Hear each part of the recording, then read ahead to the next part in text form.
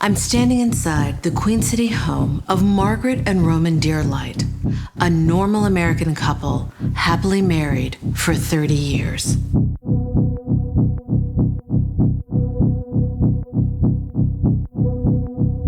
Then last month, something strange occurred. Out of the blue, their normal humdrum lives were transformed into a nightmare.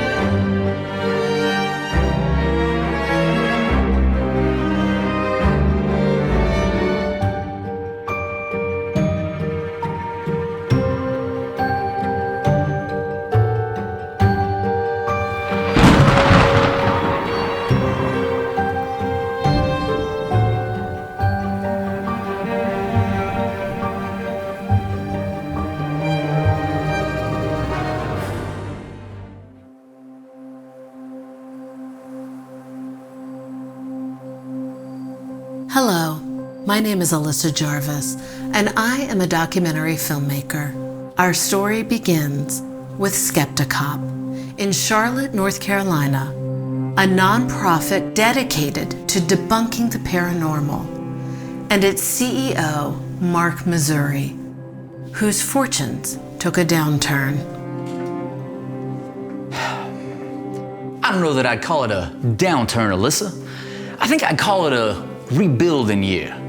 You see, SkepticOp is a nonprofit. We've survived off the donations that we get. But all those donations dried up after your little film painted me in such a negative light. And just how bad is it? I was about to sell the ranch in Amarillo, Alyssa. That's how bad things got. Then I stopped and I thunk. And what I thunk was, why shear a pig? Am I right?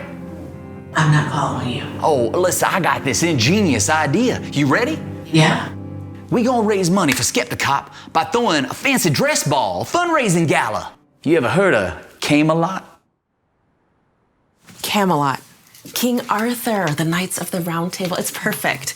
We just have to sell our tickets to all the corporate bigwigs in Charlotte, and then we get to dress up as characters from Arthurian legend, and we rescue SkepticOp from bankruptcy. That's a beautiful dress. So you're going as Princess Guinevere, right? Guinevere was a queen, Alyssa. I have actually admired her since I was 7, 8 years old. My dad used to read me the Arthurian legends at bedtime, and I would go to bed each night just dreaming of her world, of magic and wonder and chivalry. But, she was like a symbol of betrayal. She cheated on King Arthur with Sir Lancelot, right? That's a very, very simple-minded reading, Alyssa. I actually wrote a dissertation on Guinevere's motives in graduate school, so I know what I'm talking about. And Guinevere was a thoughtful woman with agency, with passion. She made decisions that rebelled against the societal expectations of a male-dominated medieval society. Well, so then by your logic, then Mark is going to be playing King Arthur, I guess. No, actually, Mark is going as Sir Lancelot. Oh. Lancelot. Get it? He had a lot of lance down there, where it counts. Down where? Oh, you know where. Lancelot ruled the knights of the coffee table.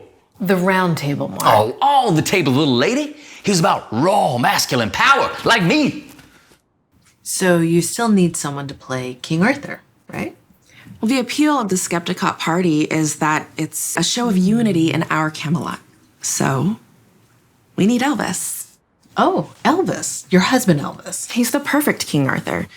Mark needs to show investors that there's no hard feelings about last year's contest, right? So Elvis will officiate, make nice with Mark, and then by the end of the night, donations will come flooding in. Wow. And Elvis agreed to this? We had a good talk. And? And Elvis made me agree to 2 things. Okay. The first being that I return to couples therapy with him. Now go ahead and close your eyes. You're supposed to look at each other with your hands, not your eyes. Go ahead and reach out and touch someone like you care, Susan. Good, good. Now deeper into each and every pore. Good, every orifice. Good. And what was the second thing you agreed to? Elvis said he would consider coming to the gala as King Arthur if I agreed to go on another paranormal investigation with him. Did you? Yep, I sure did. I did it for Elvis and for Mark. And what about for you? Aren't you repeating the same mistake again? Mistake? Did you see my documentary? I'm not making a mistake, Alyssa. I'm bringing peace to Camelot, like Guinevere would.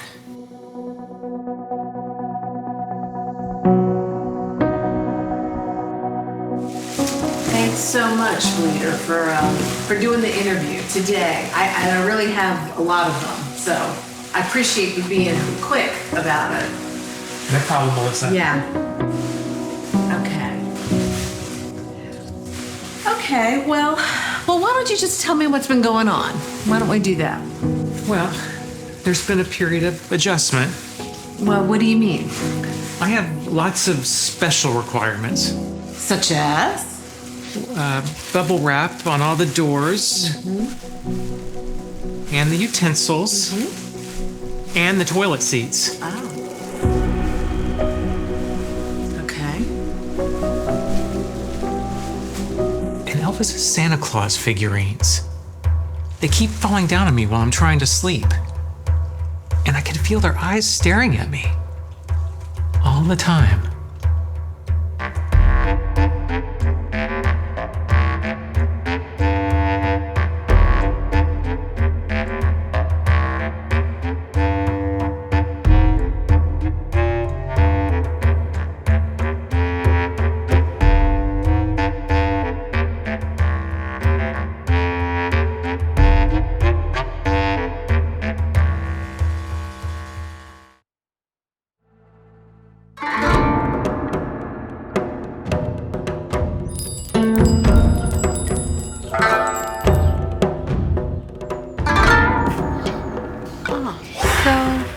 What have you been up to? What have I been up to? Ha! Can't you see? Since everything happened, Alyssa, I have started all over.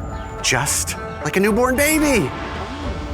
Well, tell us about that. Well, Alyssa, I can't tell you about it because to tell you means I would have to use words, and I'm a baby, and words are a product of adult thinking.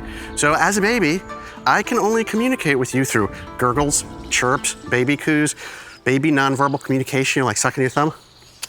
Okay, Elvis, can you just try to use words for the interview? Please? Elvis. Fine. Okay, since season left me, the professor put me on this radical new healing regimen to help me get over my depression. And you know what, Alyssa? It's working. Jazz hands.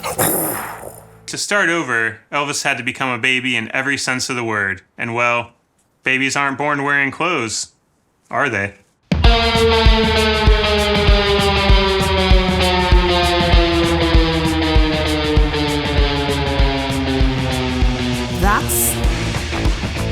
That's not Elvis.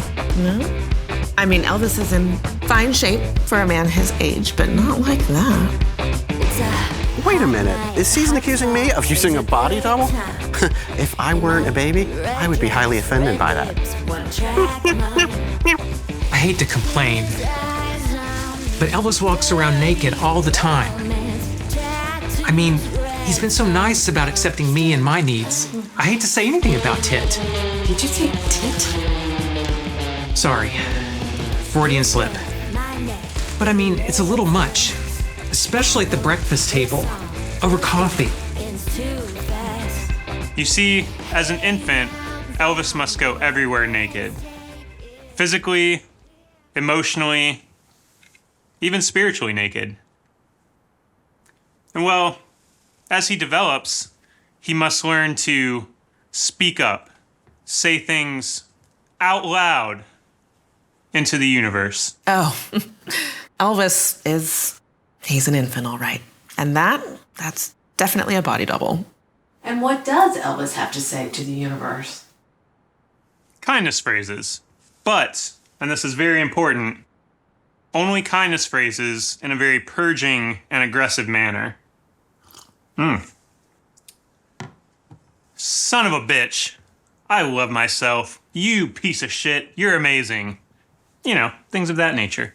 As an emerging toddler, I realized I have to be present in every cell of my body. And in doing so, I can summon the healing energies of the universe. I can summon the Ramadasa? the technical term, I'm quite practiced in this, I've studied this with the professor. The technical term is the Ramadama Ding Dong. Oh, so you've achieved enlightenment. No. I had a little hiccup on the road to enlightenment. I was out here raking naked, and it started to rain, and the temperature dropped, and I got very sick.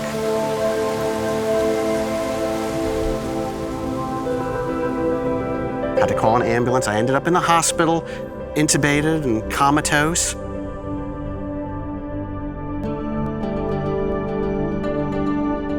And from my coma, something magical happened.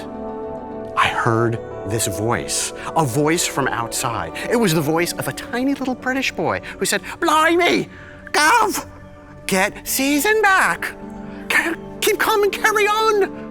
So, Elvis, so you're doubling down? No. That's the old Elvis. This is the new Elvis. I realized to achieve enlightenment, I don't have to transcend.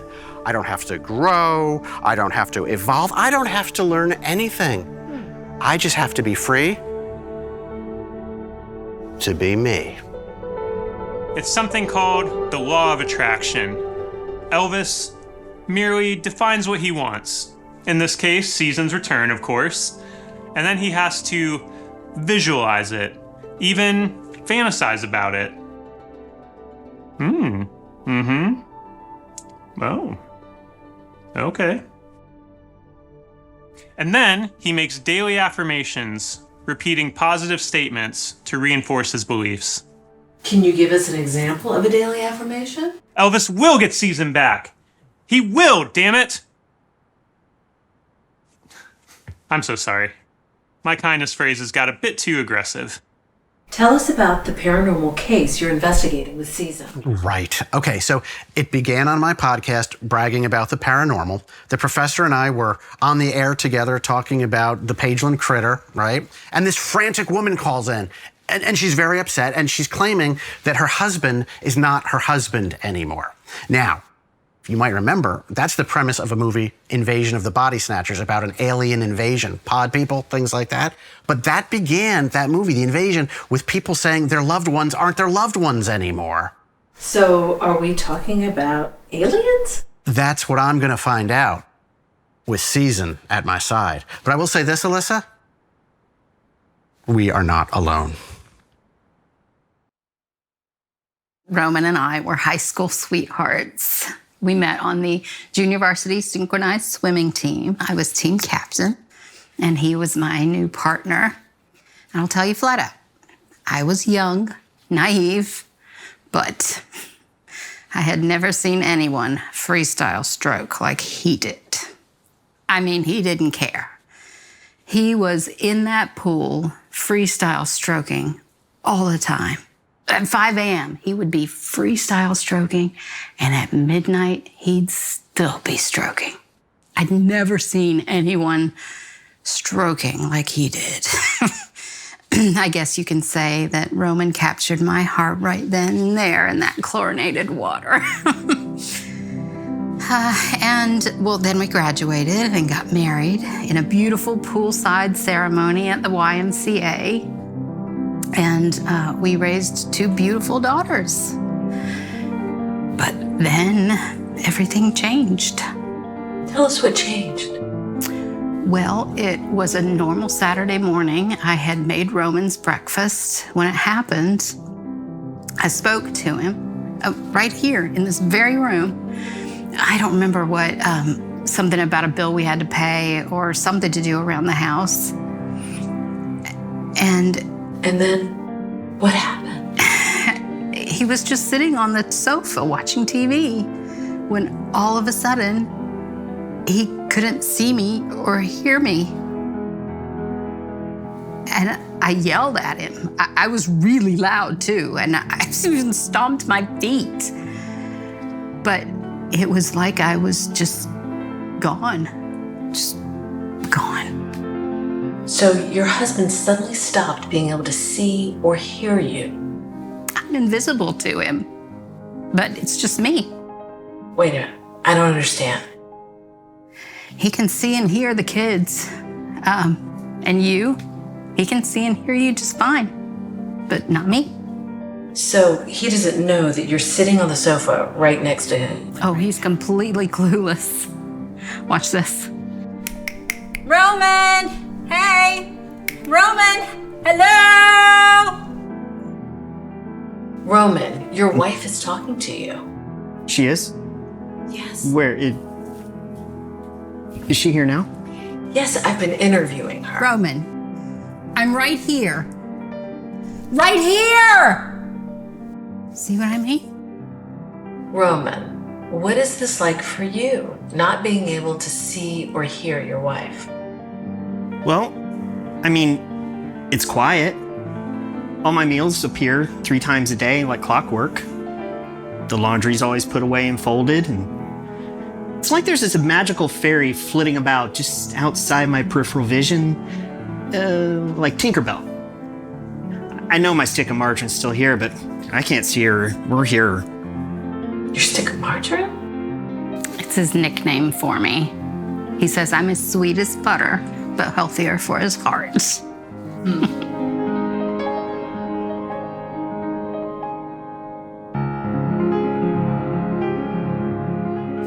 Here's the weirdest part. Watch this.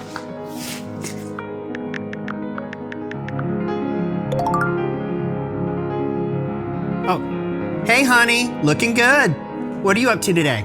I'm doing an interview for a documentary. Oh, me too. I'm on the sofa in the living room. I know.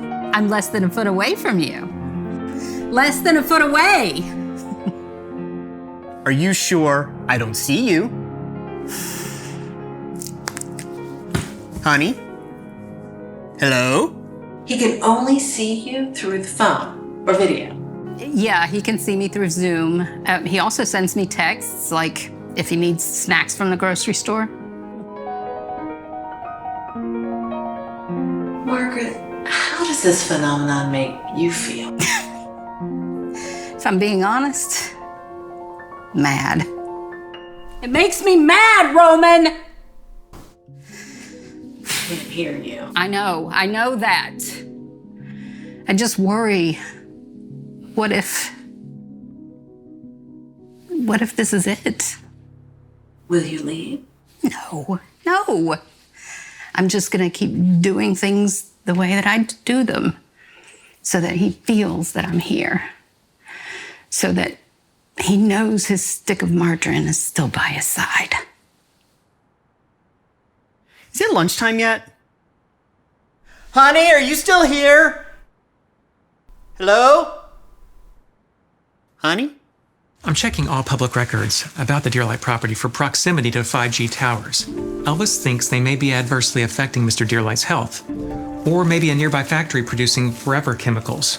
So you're thinking hypersensitivity, chemical exposure is causing Roman's inability to see his wife.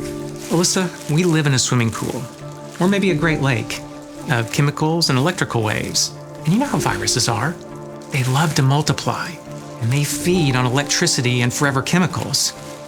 Toxins are gathering right now in Mr. Deerlight's body, like a convention, causing this chronic, undiagnosable illness.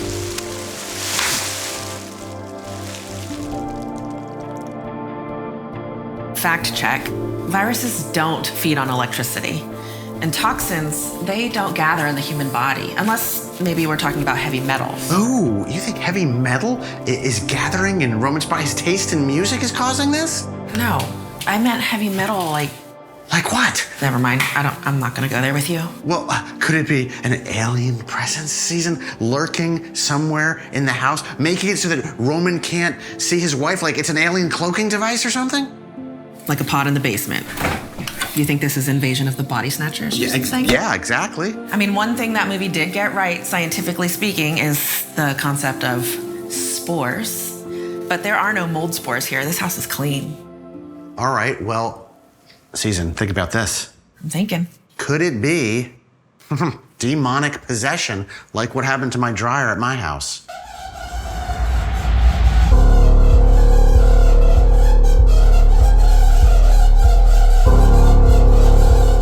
Your dryer was not possessed by a demon.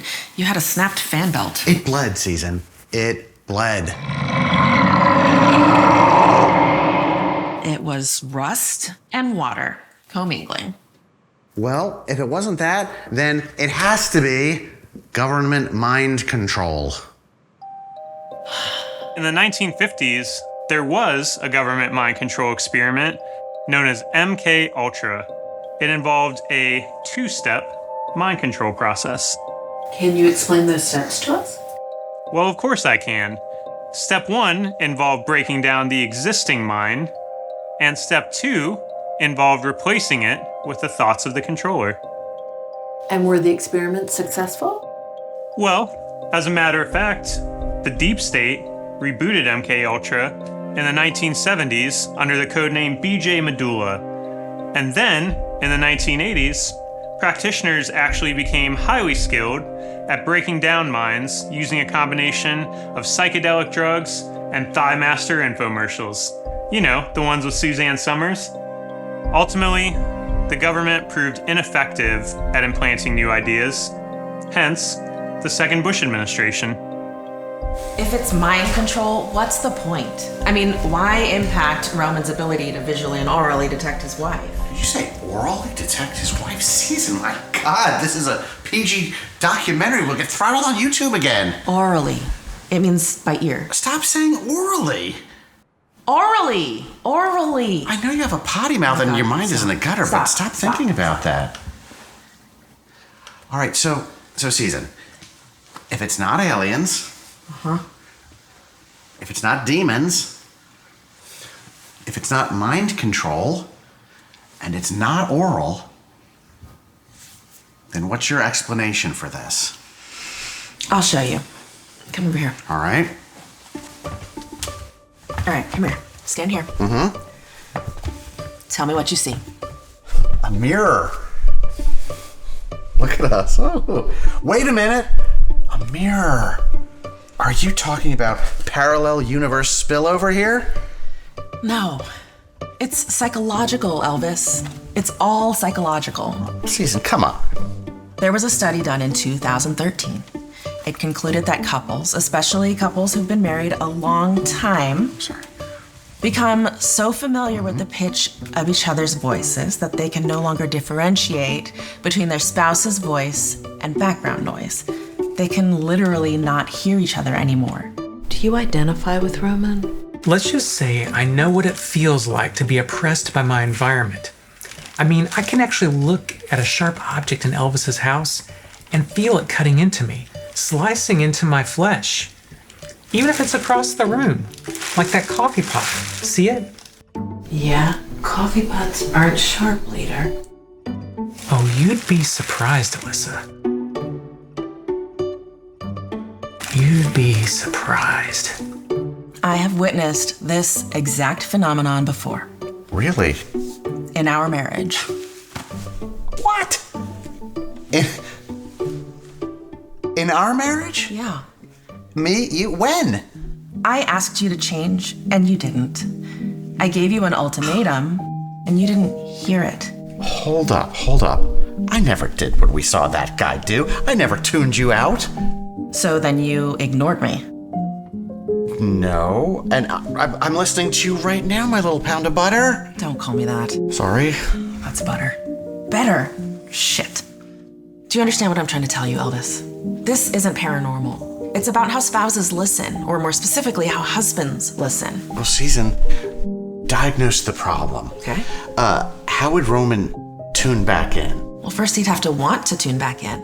Trust me, he wants to tune back in. He loves his wife. Okay, well then he'd have to focus, listen, and act on what he hears. Well, he can do that. That's easy. Is that all? Not by a long shot. She'd have to forgive him for letting it get this far, for taking her for granted. Well, I mean, I think she's already forgiven him. What makes you think that? Well, she never signed those divorce papers. What divorce papers? Oh. Well, maybe she has a well of affection for him. You have a well of affection for me. I knew it. It's evaporating. Just hear me out. Maybe in our relationship, you were the one who wasn't listening. I mean, how about giving a guy a second chance? I gave you so many second chances, Elvis. You want to know my theory about why Guinevere left King Arthur? Because he was too preoccupied with himself. I mean, he was the king. Just tell me what I can do, please, Susan. What do you want? A quest? You want to free a sword from a stone? Exactly. Excelsior! Excalibur. Just show up at the gala as the king and help Mark. He needs this. All right, I'll do that, but then you'll come back to me. You'll come home to me, right? I never said that. So I'm just supposed to do this huge favor for you, and I don't get anything in return? That's what a favor is, Elvis.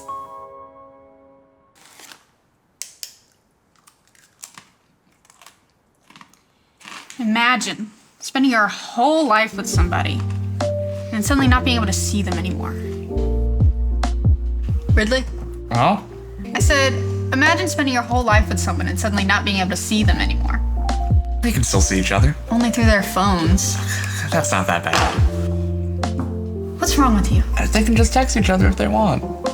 Wait, do you think this is normal? I mean, no, but maybe it could be, like in the future or something. That's great, Ridley. Just got a text. Yeah? What is it? I just got a full scholarship to Dunning-Kruger University. Congratulations! Wait, does this mean you're leaving? How are you going to tell Professor Bragg? I'll just shoot him a text. You can't do that. You know he hasn't been the same since Mrs. Bragg left, and now you're leaving? So? So, you can't leave until we get them back together. I think I can just text him. It'll be fine. No, he's like a father to you. I mean, I guess I'd rather not hurt his feelings, but are you sure I can't just ghost him? We need to come up with a plan. Let's talk to Dave. Maybe he can help. So we were in front of the mirror and we heard Margaret scream. And so we looked at each other and we turned and ran up the stairs. Well, he tripped up the stairs. I ran up those stairs like I was an antelope in heat.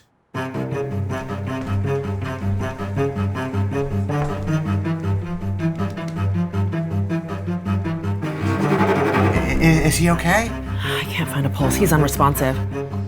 Ridley, we need an ambulance! Ridley! Call 911!